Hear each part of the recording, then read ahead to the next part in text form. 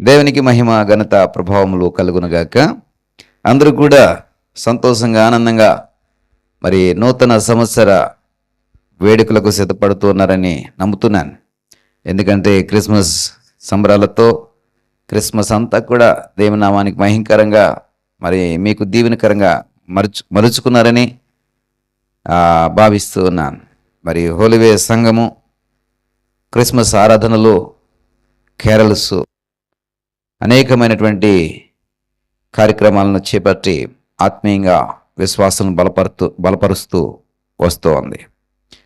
జరిగినటువంటి కార్యక్రమాలను బట్టి నేను సంతోషంతో ఈ మాట చెప్పగలుగుతున్నాను. ప్రభునందు మీరందరూ కూడా బహుగా ఆనందించారని నమ్ముతున్నాను. ప్రియ సహోదరుడా, ఈ ఉదయకాలము నీ యొక్క ఆత్మీయ స్థితిని మరొకసారి బలపరచడానికి, మరొకసారి మరి తట్టి లేపడానికి, ఒకసారి ఆ మేల్కొలుపులోనికి నేను తీసుకురావడానికి ప్రయాసంతో మీ ముందుకు వస్తూ ఉన్నాను. ఎందుకంటే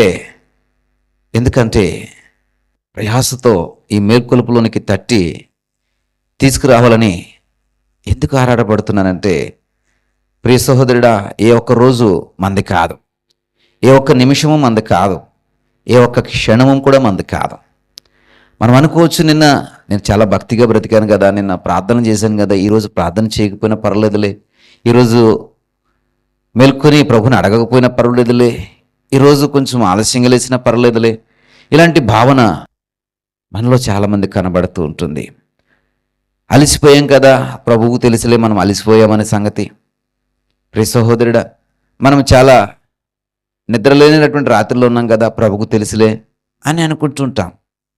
కాబట్టి ఈరోజు మనం కొంచెం ఆలస్యం చేద్దాం, ఈరోజు కొంచెము నిర్లక్ష్యం చేద్దాం, కొంచెము పర్లేదులే అనేటువంటి ఒక అశ్రద్ధను కనపరుస్తూ ఉంటాం. ప్రియ సహోదరుడా, ఇదంత మాత్రం కూడా తగదు, ఎంత మాత్రం కూడా తగదు. నీ యొక్క స్థితిగతులన్నీ కూడా ఆయన యొక్క వశములో ఉన్నాయి. కీర్తనకారుడు 31వ కీర్తన 15వ వచనంలో అంటాడు ఏమిటంటే, నా కాలగతులు నీ వశములో ఉన్నవి, నా కాలగతులు నీ వశములో ఉన్నవి అంటున్నాడు. అంటే నా కాలము, అది ముగిసే సమయము, ఇవన్నీ కూడా నీ వశములో ఉన్నాయి. అంటే ఆయన అధీనంలో ఉన్నాయి.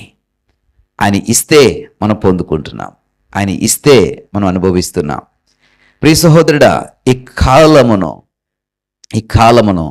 లేదా ఈ సమయాన్ని లేదా ఈ ఆయుస్సును నీకు అర్థమయ్యే భాషలో చెప్పాలంటే, ఈ ఆయుస్సును, ఈ శ్వాసల స్పందన, నీ గుండె చప్పుడు, ఇవన్నీ కూడా ఆయన వశంలో ఉన్నాయి. కాబట్టి ఏ ఒక్కరోజు కూడా నిరర్ధకం కాకూడదు, ఏ ఒక్కరోజు కూడా వ్యర్థం కాకూడదు.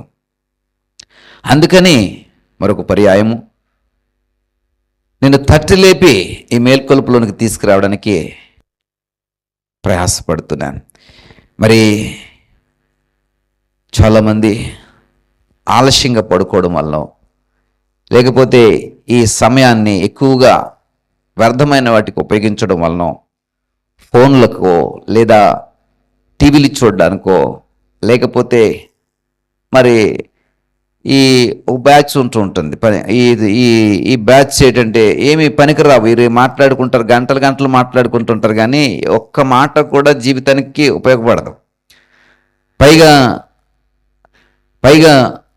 ఆ మాటల వలన, ఈ సంభాషణ వలన, ఈ డిస్కషన్ వల్ల మీ హృదయాలు గాయపరచబడుతూ ఉంటాయి.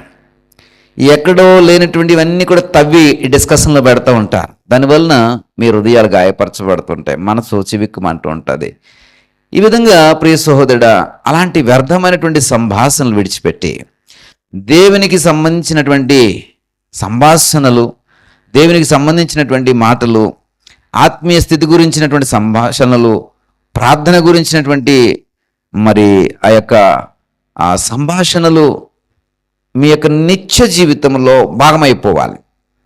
ప్రియ సహోదరుడా, భాగమైపోవాలి. అవి నీకు ప్రయోజనకరం, అవి నీకు నీ ఆత్మీయ స్థితికి ప్రయోజనకరం, నీ భవిష్యత్తు కొరకు ప్రయోజనకరం, నీ కుటుంబానికి ప్రయోజనకరం, నీ పిల్లలకు ప్రయోజనకరం. ప్రియ సహోదరుడా, సహోదరి, ఇలా ఆత్మీయంగా ఇవ్వబడుతున్నటువంటి ప్రతి కాలమును, ప్రతి సమయాన్ని, ప్రతి నిమిషాన్ని ఆయన వశములో నుండి నీకు ఇవ్వబడుతుంటే మరి ఇలా ఉపయోగించుకుని ప్రయోజనకరంగా మార్చబడినటువంటి జీవితాలు కోకొల్లాలు. వారే ఈ రోజున ప్రపంచాన్ని శాసించగలుగుతూ ఉన్నారు. వారే ఈ ప్రపంచాన్ని వెలిగించారు. వారే ఈ ప్రపంచానికి మరి టెక్నాలజీని అందించగలిగారు. వారే ఈ ప్రపంచానికి శాస్త్రం నేర్పారు. ఈ ప్రపంచానికి చరిత్రను గుర్తు చేశారు. వారే ఈ ప్రపంచానికి వెలుగుగా మార్చబడ్డారు. వారే ప్రపంచాన్ని ముందు తరాలకి నడిపించగలిగారు. వారే ప్రపంచమును వినాశనం అవ్వకుండా మరి ప్రపంచాన్ని మరి వారి యొక్క సరైనటువంటి నడవడిక ద్వారా, సరైనటువంటి క్రమశిక్షణ ద్వారా ఈ ప్రపంచాన్ని అలాగా స్థిరమైనటువంటి స్థితిలో ఉంచగలిగారు. వారందరూ కూడా దేవుడి నుండి వస్తున్నటువంటి ఈ కాలములను, దేవుడి నుంచి ఇవ్వబడుతున్నటువంటి ఈ కాలగతులన్నింటినీ కూడా అందిపుచ్చుకొని దేవునిలో బలపరచబడుతూ, దేవునిలో కట్టబడుతూ, దేవునిలో నిర్మించబడుతూ, దేవునిలో ప్రయోజనకరంగా మారుతూ, దేవుని యొక్క మాటలను శిరసావహిస్తూ, దేవుని యొక్క మాటలకు ఆ నియమాలకు తల వంచి వారు నిలబడ్డారు. ప్రియ సహోదరుడా, నలిగిపోయే పరిస్థితి వస్తుంది, ఇబ్బంది అయ్యే పరిస్థితి వస్తుంది, తలడిల్లే పరిస్థితి వస్తుంది.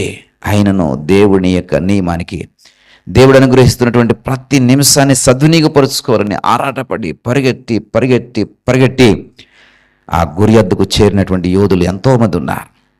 మరి దేవుని యొక్క చేతిలో ఉన్నటువంటి ఈ కాలగతులను మరి ఆయన నీకు ఇస్తూ ఉన్నాడు, ప్రతి దినము ఇస్తున్నాడు.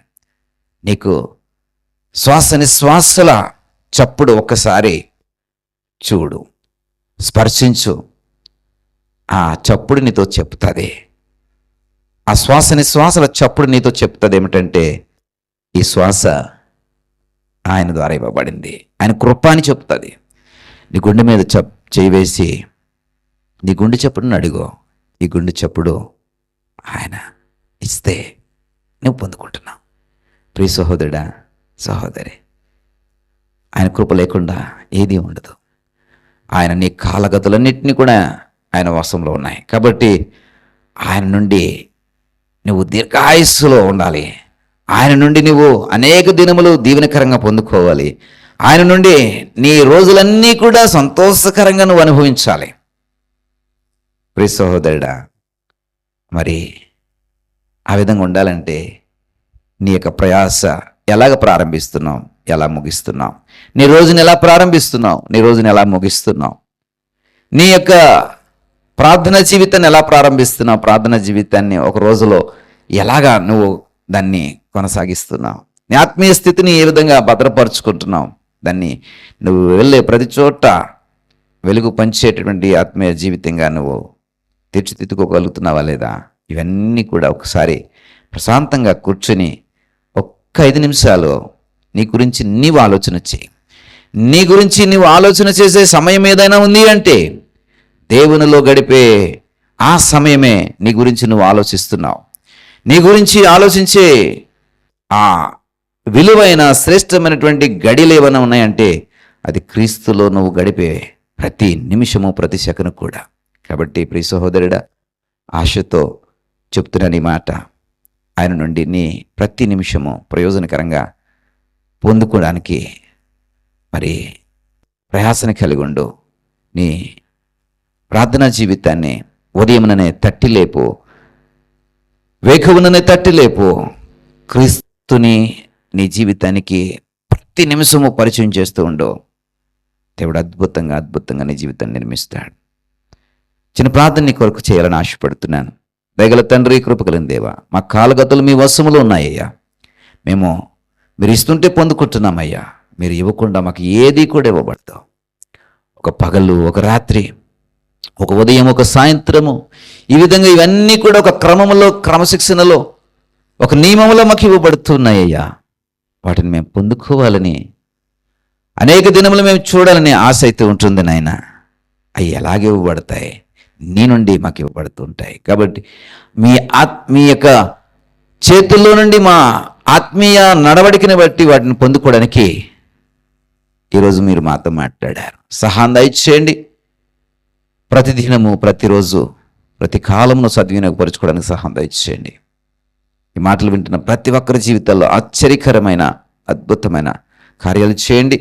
నేను సైతము ఈ ప్రపంచానికి వెలుగును పంచుతాను. నేను సహితము ఈ ప్రపంచాన్ని స్థిరపరుస్తాను.